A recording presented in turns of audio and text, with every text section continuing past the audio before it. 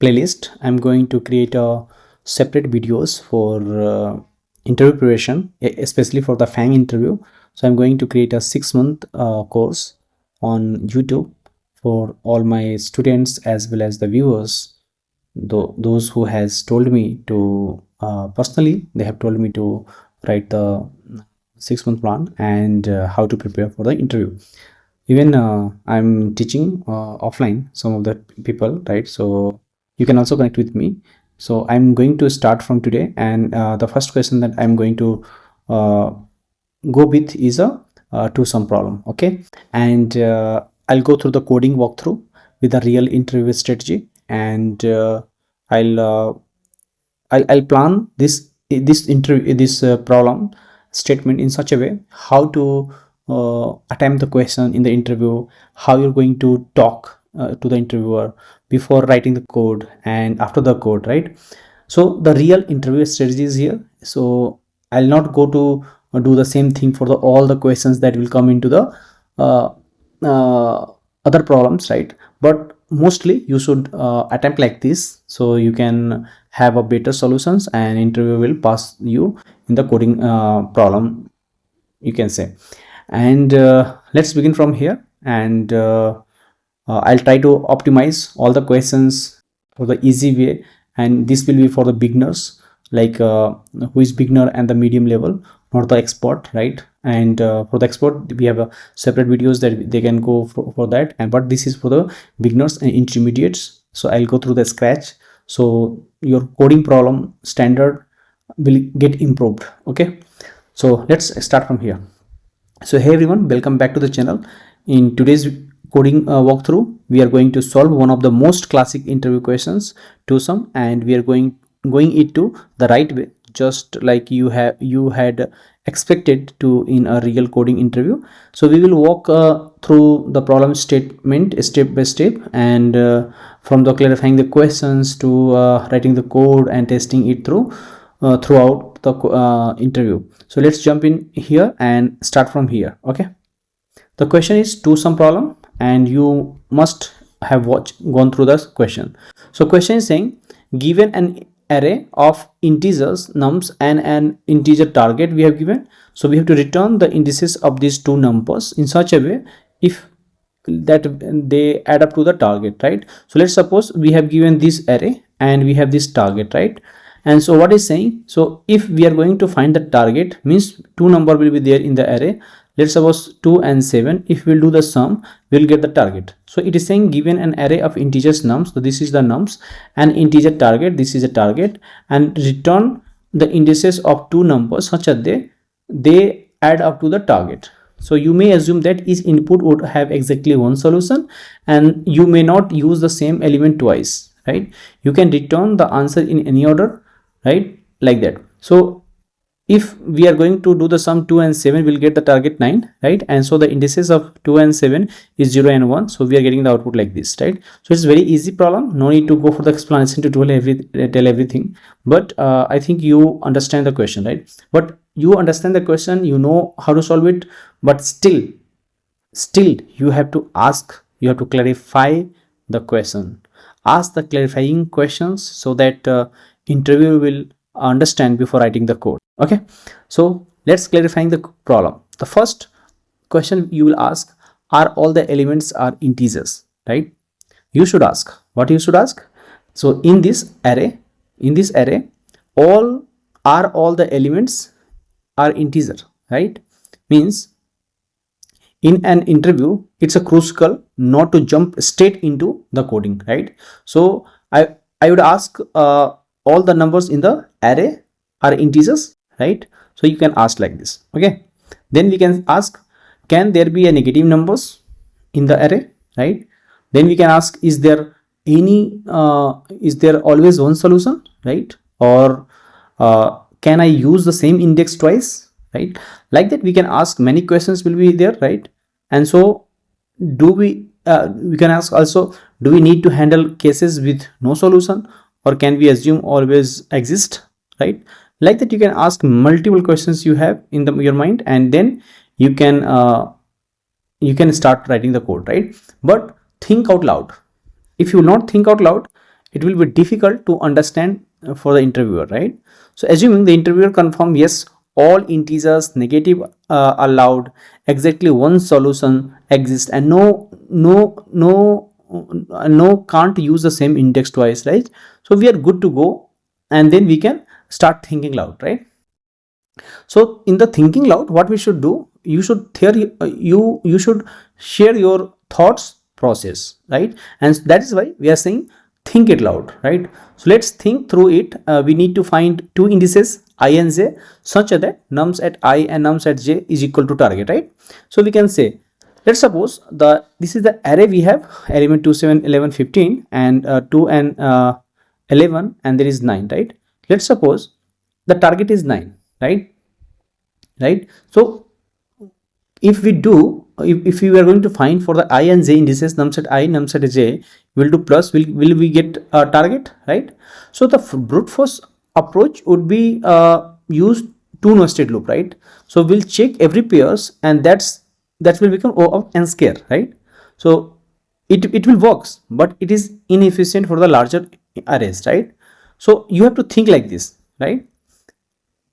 So brute force will come O of n square, right? And so we can say the first thought will come that we have to try all the pairs, because there will two loops will be there, I and j, right?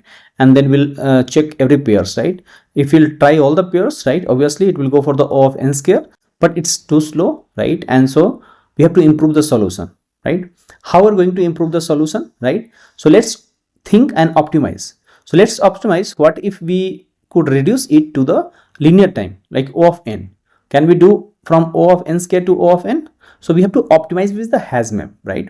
So we can use a Hashmap to store each number and its index as we iterate. So for each number x, we check if the target minus x already exists in the map. If it does, we have found other pair, right? Our pairs, you can say, right?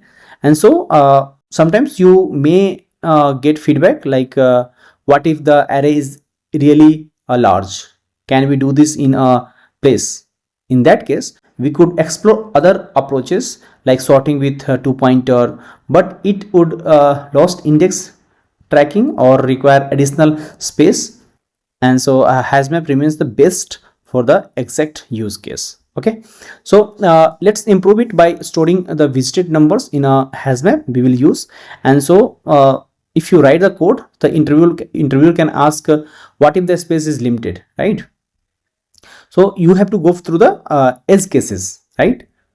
Like you have the duplicate number. Let's suppose test case is 3,3, target is 6, right? So you go through the test cases and then you will understand. So this is the code that we are going to write. So the function required nums as argument and target will be there. The two things will be there. So what we will do, first of all, we'll create a map, right? Integer map will create. So all the elements and its index will be there. Then we'll create a for loop for all the array to iterate. Then we'll take a complement, so that if you have the target, let's suppose 9 and nums at I. So the first element is anything, let's suppose we'll do minus, and the remaining element will find in the loop. So what we will do, we'll make a condition if map dot contains key at the complement. So if the complement is there in the map, means we have already the elements. So we will return the answer, right? Answer should be array. So we'll say return new int and we'll mark as an array, and then we'll say map dot get complement. So we'll get the index at the complement, and then I is the current index will return.